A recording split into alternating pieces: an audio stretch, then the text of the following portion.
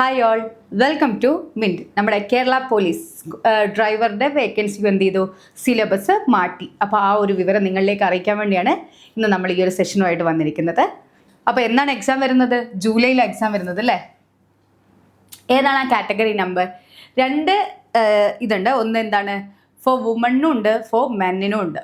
അപ്പോൾ category number 544/2024 എന്ന് പറയുന്നത് പോലീസ് കോൺസ്റ്റബിൾ ഡ്രൈവർ, വനിതാ പോലീസ് കോൺസ്റ്റബിൾ ഡ്രൈവർ, ഈ രണ്ട് തസ്തികയിലേക്കാണ്. ഇത് എവിടെയാണ് വരുന്നത്? ഇത് എന്തിൻ്റെ അണ്ടറിലാണ്? കേരള പോലീസിൻ്റെ അണ്ടറിലാണ് വേക്കൻസി വരുന്നത്. ശമ്പള സ്കെയിലിലൂടെ ഒന്ന് നോക്കാം. എന്താണ്? 31,100 രൂപ മുതൽ 66,800 രൂപ വരെയാണ് എന്ത് ശമ്പള സ്കെയിൽ എന്ന് പറയുന്നത്. ഇപ്പോൾ ഒഴിവുകളുടെ എണ്ണം എന്ന് പറയുന്നത് SCCC 1 എന്നാണ് മെൻഷൻ ചെയ്തിട്ടുള്ളത്. ഇനി നിയമന രീതി എന്താണ്? നേരിട്ടുള്ള നിയമനമാണ്. അതുപോലെ പ്രായപരിധിയോ 20-നും 34-നും ഇടയിൽ, 20-നും 34-നും ഇടയിലുള്ളവർക്കാണ് എന്ത് ചെയ്യുന്നത്, അപേക്ഷ സമർപ്പിക്കാൻ കഴിയുന്നത്. അപ്പോൾ എന്താണ്, അതുപോലെ മറ്റ് കാൻഡിഡേറ്റ്സിനും എന്തുണ്ട്, സംവരണം ഉണ്ട്. അടുത്തത് അതുപോലെ വിദ്യാഭ്യാസ യോഗ്യത എന്ന് പറയുന്നത് എന്താണ്, +2 അല്ലെങ്കിൽ എന്താണ്, തതുല്യം, അങ്ങനെയാണ് പറഞ്ഞിരിക്കുന്നത്. അപ്പോൾ വിദ്യാഭ്യാസ യോഗ്യത എന്താണ്? +2 അല്ലെങ്കിൽ തതുല്യം. അതുപോലെ മറ്റു കാര്യങ്ങൾ എന്താണ്, നമുക്ക് എന്താ പറഞ്ഞിരിക്കുന്നത്, നിങ്ങൾക്ക് ഡ്രൈവിംഗ് ലൈസൻസ് വേണം. അതിൻ്റെ കാര്യങ്ങളൊക്കെ ആ ഒരു സെഷനിൽ നന്നായിട്ട് തന്നെ മെൻഷൻ ചെയ്തിട്ടുണ്ട്. അപ്പോൾ ഈ ഒരു നോട്ടിഫിക്കേഷൻ നിങ്ങൾ നന്നായിട്ട് വായിച്ച് നോക്കി ആ ഒരു എലിജിബിലിറ്റി ഒക്കെ നിങ്ങൾ മീറ്റപ്പ് ചെയ്തിട്ടുണ്ടോ എന്നുകൂടി മനസ്സിലാക്കിയിട്ടുണ്ട്. നിങ്ങൾ ചിലപ്പോൾ പരീക്ഷയ്ക്ക് അപേക്ഷ സമർപ്പിച്ചിട്ടുണ്ടാവും. ഇനിയിപ്പോൾ കൺഫർമേഷൻ കൊടുക്കേണ്ട ഡേറ്റും വരാനാവുന്നു. അപ്പോൾ നിങ്ങളതിന് പൂർണ്ണമായും എലിജിബിൾ ആണെങ്കിൽ മാത്രമേ എന്ത് ചെയ്യാവൂ, ഈ ഒരു പരീക്ഷ പോയി അറ്റൻഡ് ചെയ്യാവൂ. അല്ലെങ്കിൽ എന്താവും, ഫ്യൂച്ചറിൽ നിങ്ങൾക്ക് ഈ ഒരു എക്സാം എഴുതേണ്ടി വന്നു കഴിഞ്ഞാൽ എന്ത് ചെയ്യും, അവർ നിങ്ങളെ അയോഗ്യരാക്കും.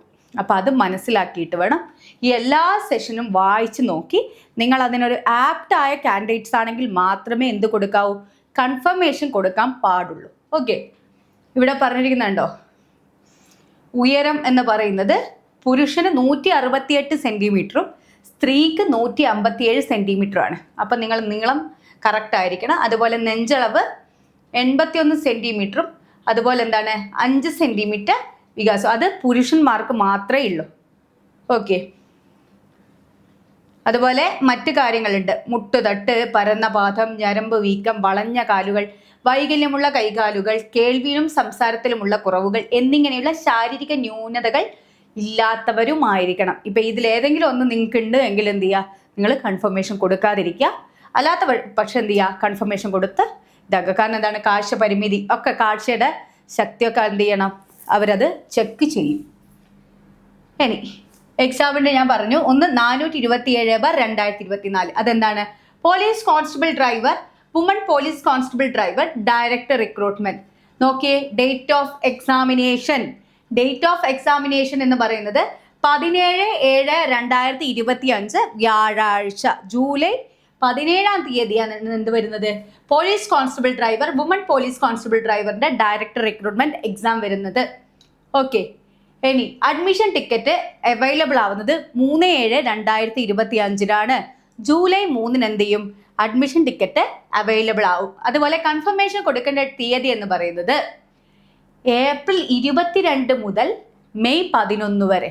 ഇപ്പോൾ കൺഫർമേഷൻ എല്ലാവരും കൊടുത്തു കഴിഞ്ഞിട്ടുണ്ടാവും.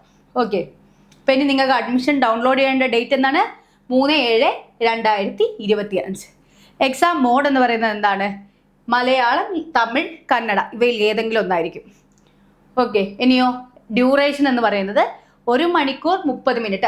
ഇത് നമ്മൾ അപ്ലൈ ചെയ്യുന്ന രീതിയിലായിരിക്കും. മലയാളം ആണെങ്കിൽ മലയാളത്തിൽ, തമിഴാണെങ്കിൽ തമിഴ്, കന്നഡയാണെങ്കിൽ കന്നഡ. അത് നമ്മൾ പ്രാദേശിക ഭാഷ ഏതാണോ കൊടുക്കുക അതിനെ ഡിപ്പെൻഡ് ചെയ്തിരിക്കും. അതുപോലെ നമ്മുടെ എക്സാം ഡ്യൂറേഷനോ 1 മണിക്കൂർ 30 മിനിറ്റ് ദൈർഘ്യമുള്ള പരീക്ഷയായിരിക്കും ഉണ്ടാവുക. നിലവിൽ അപേക്ഷിച്ചിരിക്കുന്ന കൺഫർമേഷൻ കൊടുത്തിരിക്കുന്ന ആൾക്കാരുടെ എണ്ണമാണ് നിലവിൽ അപേക്ഷിച്ചിരിക്കുന്നത് 21,074 പേരാണ്.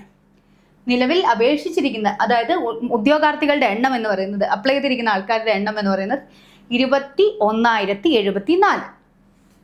ഇനി അടുത്തത് 544/2024 police constable driver, woman police constable driver. ഇതും കേരള പോലീസിൻ്റെ അണ്ടറിലാണ്. എക്സാം വരുന്നത് സെയിം ഡേറ്റ് ആണ്. എന്താണ്, ജൂലൈ 17-ാം തീയതി വ്യാഴാഴ്ച.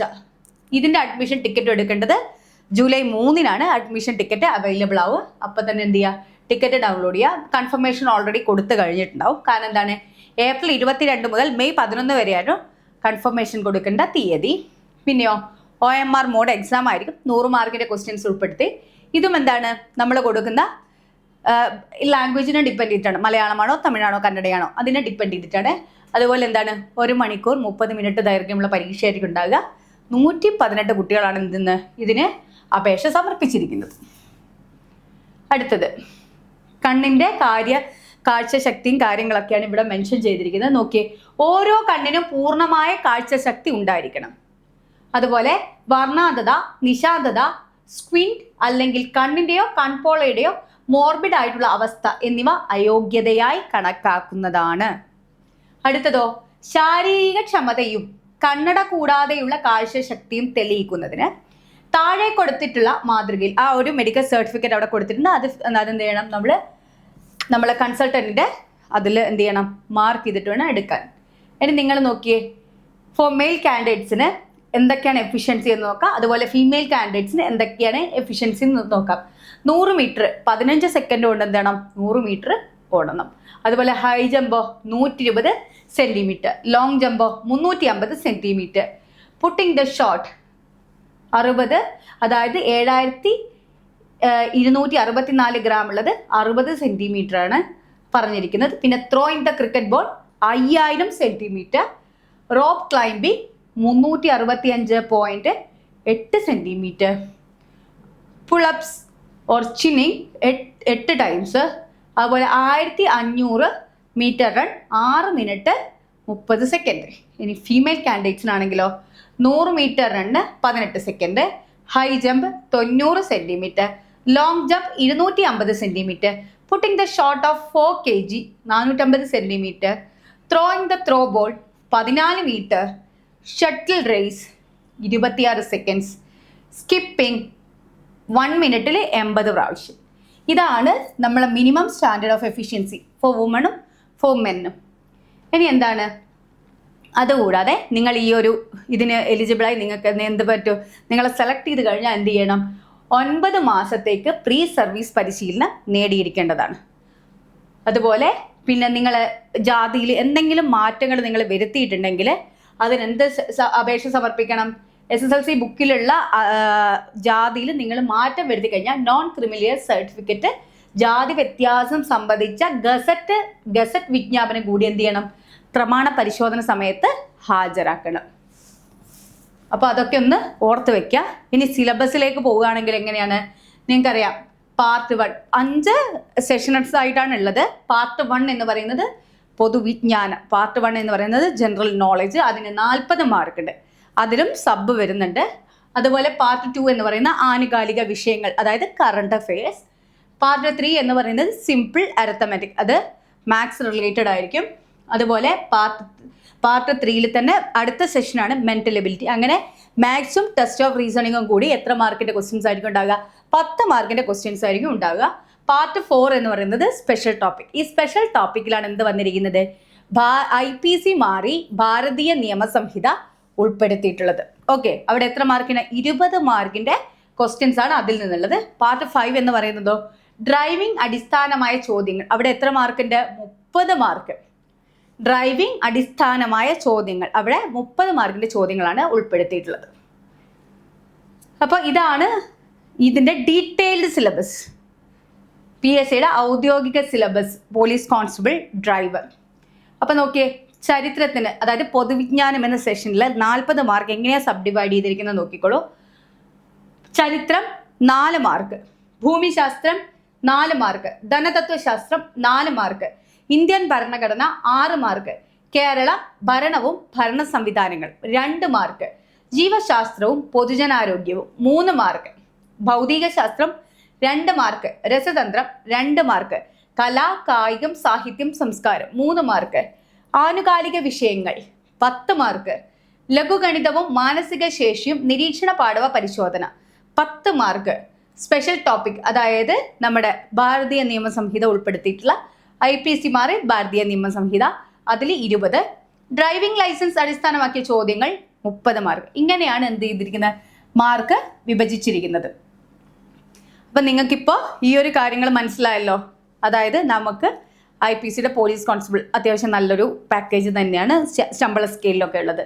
അപ്പോൾ ഇതിന് ആപ്റ്റായ കാൻഡിഡേറ്റ്സ് ഇപ്പോഴെന്ത് ചെയ്യുക, നിങ്ങളുടെ ഫിസിക്കൽ കൂടി ഉൾപ്പെടുത്തിയിട്ട് ഈ ഒരു പരീക്ഷയ്ക്ക് വേണ്ടി തയ്യാറെടുക്കുക.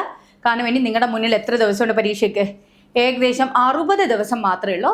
അപ്പോൾ വളരെ സീരിയസ് ആയിട്ട് തന്നെ ഇത് പഠിക്കുക. കാരണം +2 യോഗ്യതയുള്ള എല്ലാ രീതിയിലും ഫിസിക്കലി ആപ്റ്റായ കാൻഡിഡേറ്റ്സ് ആണെങ്കിൽ അവർക്ക് ഈ പരീക്ഷ എഴുതാൻ പറ്റും. അപ്പം നല്ല രീതിയിൽ തന്നെ ഇത് പ്രിപ്പയർ ചെയ്യുക, നല്ല രീതിയിൽ തന്നെ എന്ത് ചെയ്യുക, ഈ ഒരു പരീക്ഷ അച്ചീവ് ചെയ്യുക. അപ്പോൾ wish you all the best. Thank you.